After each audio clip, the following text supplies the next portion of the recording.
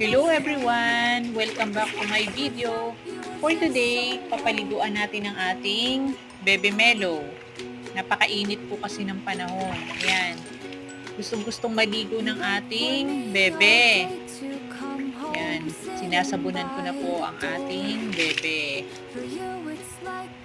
Gustong-gusto niya sinasabunan siya. Lalo pag hinihimas yung kanyang leeg. Ayan. Napakabihib naman talaga ng aming bunso.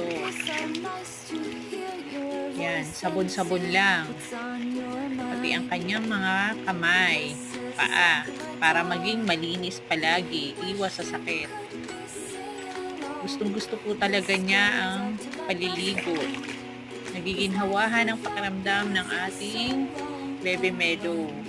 Samahan niyo ako guys sa mga susunod na video. Thank you. Bye!